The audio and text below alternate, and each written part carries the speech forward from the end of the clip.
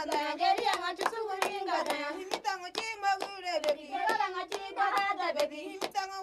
keep things lively.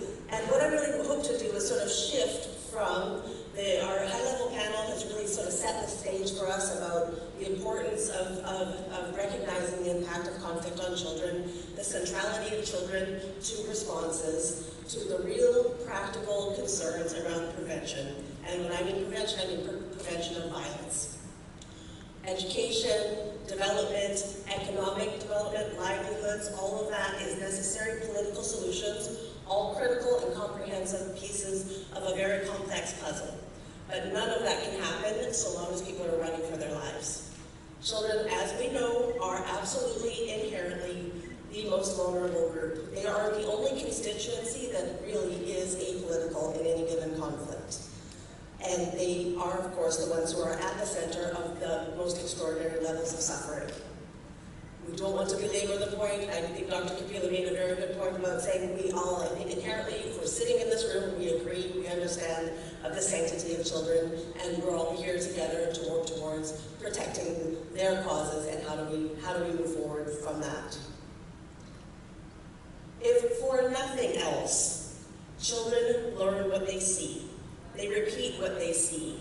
In contemporary conflict, when we see that interstate conflict has shifted to intrastate conflict, where militias, non-state armed actors are becoming much more common than armed state forces in leading the charge. Rent-seeking armed actors are more and more often now very young armed people, young boys, young men usually, young girls in some situations, and they're repeating what they have seen. And if we don't interrupt the cycle of violence, this will just continue on. This picture is a very detailed reenactment made out of mud from a place called Bentu. It's one of the towns in South Sudan where Toby and I spent quite a bit of time. And at the beginning of the current war, went back and forth between the opposition forces and the government forces. So very frequently, it was being fought over, and the Protection of Civilians camp was right in the middle of it, so children were seeing exactly what was happening. And children were reenacting exactly what they saw. You see in this picture, it's some kids got together, and they rebuilt their family's compound, and they saw the tanks and the weapons, and everything that they had seen come in and destroy their homes, destroy their families, and force them to run. And this is what they're learning, and without interrupting that cycle, this is what they will continue to emulate if there are no other options. And our approach, our traditional approach to the protection of civilians is the use of force protection. We understand globally that threat to our physical safety and security comes through armed actors, and our traditional response to that is to bring in more armed actors. And what we know, if we look around the world today, is that's simply not working. There's a time and a place where that kind of response is effective. There's a time and a place where that response is needed. But as a singular response to the protection of civilians, it's not sufficient. We are looking at mass displacement, people running for their lives right now. And the traditional approach is not enough to be able to keep people safe and to reduce the violence so that they can stay home. The work that we do, I work for an organization called Nonviolent Peaceforce. It's called Unarmed Civilian Protection. We work on civilian protection right at the core of the protection from physical violence. That area that is specifically and usually treated as the work of the military and the police. The protection of working in civilian-to-civilian-led protection, where we use a whole toolkit of methodologies and skills and strategies to reduce violence and to increase the safety and security for civilians who are affected by violent conflict. And in a conflict zone, safer kids come from safer communities. Safer kids come from safer adults. Safer kids come from being able to stay with their families and not having to separate while they flee. Addressing the violence reduction is a comprehensive approach to keeping children safer. We work to protect, support, and build. Provide the immediate protection from physical violence through the deployment of national and internationals trained together in the strategies and actions of unarmed civilian protection, to support local capacities for self-protection, starting from children learning how to be safe in conflict zones, how to reduce their own risks, working with families, how to help them prevent their children from joining armed groups or from being abducted, how to help mothers get together and negotiate with the local armed groups to get their kids back if they've been taken, and to build that capacity to move into the future, to transition into a more peaceful existence. It's a whole set of tools, actions, and strategies that we use, and it looks different in every place we work, in every country we work, and even within each country.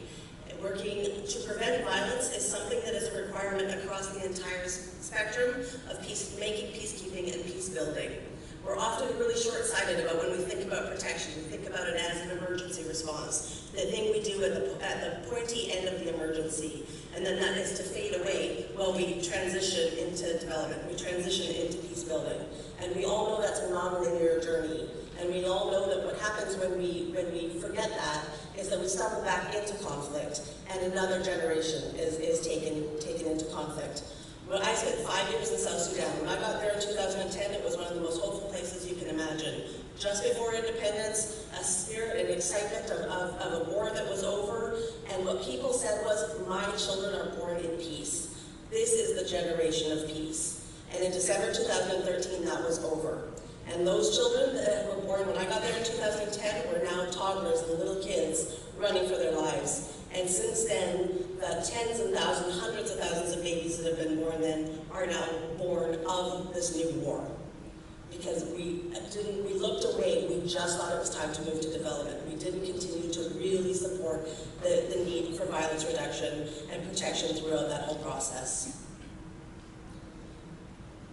We work as civilians, and again, going back to the concept of contemporary conflict, moving away from the traditional interstate conflict. You have more armed groups that do not look recognizable, that do not follow international norms, in which case you need civilians who are more well-equipped to be able to withstand the pressures of armed actors coming from within their communities and being able and using them as rent-seeking, as being an ability, excuse me, I lost the word I was looking for, but being able to use them as human shields for conflict. We deploy special trained professionals. They live and work in the communities that they serve. They are multinational, and really interestingly, there's really significant gender parity in this kind of work. If you look at the statistics of force protection, on average, you're looking at about 4% of force protection actors are women. If you look at unarmed civilian protection work, about 50% are women, 50% are men. What do we do on a daily basis? We provide protective accompaniment. We help people who are under threat in the immediate moment through areas so that they can get to safety. Facilitate dialogue, encourage that local peace building and a local conflict resolution that must come from within to be able to build the stability and peace that any community wants. It cannot be imposed from the outside. We work really strongly with women who need to be active participants in peace and security. And I heard somebody in the high-level panel reference peace, women and children, and often in the humanitarian response it's said almost as if it's one word, women and children, and we think about our programming as if we're programming women and children as the same thing, as a lump sum vulnerable group that need to be protected by a third party. They're very different, and women's participation, active participation in peace and security, has one of the most direct links to safer children and safer communities. Prevention and sustaining peace, women's participation, collaboration, and people-centered. We need a shift in the paradigm in the way that we think about protection, the way we think about violence reduction, and ultimately what that means for the safety and security for all of the children in the communities. We see this from the ground up. We see this from the communities that we work with. Those of us in the humanitarian and development worlds hear what communities are telling us. And we also are seeing this at the highest levels, our recognition that there needs to be a change, that there needs to be a paradigm shift. In the last 2 years, there's been a number of high-level reviews, the peace building architecture, the peacekeeping operations, and the review of the implementation of UN Security Council Resolution 1325 on women, peace, and security. And in all of those reviews, there was a recognition that there needs to be a shift towards civilian-based efforts for violence reduction and civilian protection. It allows us an opportunity to come together in a nexus where the top meets the bottom, where the context has changed, the response needs to change, and the best protection that we can offer the children of the world is to prevent violence from happening in the first place.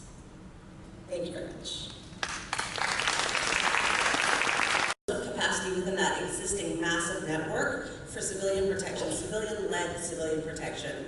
We're prepared for disaster risk reduction, we're prepared with basic first aid skills, we're prepared to respond with shelter material, with first aid material, with emergency food, but we're not prepared to deal with the protection issues that come with the onset of an emergency, whether it's conflict or natural disaster. There's an opportunity there to be a game changer, to be a paradigm shift. We send in military when we think we need to protect civilians, and when you send in the military, it's not nonpartisan, it is not neutral, it's inherently political, it's inherently throwing down a power game to whoever the offending force is, and it ups the ante. We don't have the global capacity to reduce violence through the use of a massive network of very well-trained and coordinated civilians utilizing unarmed civilian protection. So maybe that's our takeaway from here. And in terms of evacuation, and which leads into that question that Rolf asked earlier, anybody who's responsible for people on the ground, these are never easy decisions you make, and the answer is not ever we just stay no matter what. When you're responsible as a country director, as an executive director, as a leader to your team for people's lives, you take that responsibility seriously. The way that we operate, very similar to colleagues in MSF, we're often the last remaining organizations where we're co-located as it relates to evacuation, is that we have an interactive, acceptance-based security model. We live and work in the communities that we serve. We are trusted with and build trusted relationships with the communities we serve. It's not zero risk. There's nothing that we do with zero risk, but we are able to build up quite a high level of a threshold for being able to withstand insecure environments because of the relationships that we have across the whole landscape of stakeholders. Again, not a miracle cure. There is no such thing as a miracle cure. There's not going to be one singular answer, but it is a way that allows us to stay in community much longer than some of our colleagues in the larger institutions. Tiffany, thank you very much. And just a thought for the audience based on package, here's the log frame, here's the budget, and in 12 months, let's hope you're back to be part of society. And that works for some people, but it needs to be a more comprehensive and longer-term investment. It takes a long time for a complete breakdown of society and the complete breakdown of social, or a significant breakdown of social fabric. And we tend to think that the minute a ceasefire agreement is signed, that okay, we're back and we're in a peaceful situation, and a quick investment into stabilization, and we're ready for development. And we ignore things like the level of trauma that really contributes to ongoing cycles of violence, and the absence of education and the absence of opportunity. So I've seen some good work, but it tends to be long-term investment as opposed to the shorter-term investment. And in terms of the private sector, it's a very complex environment, and when you have a profit motive driving actors to extract, to move people off their land, to produce weapons because there is a profit related to that. We heard about trafficking because there's a profit related to that. All of these things need to be considered when we're thinking about comprehensive protection. We all have different roles to play and different jobs to do, but when we look at the comprehensive approach to violence reduction, then absolutely that needs to be considered, and the private sector needs to be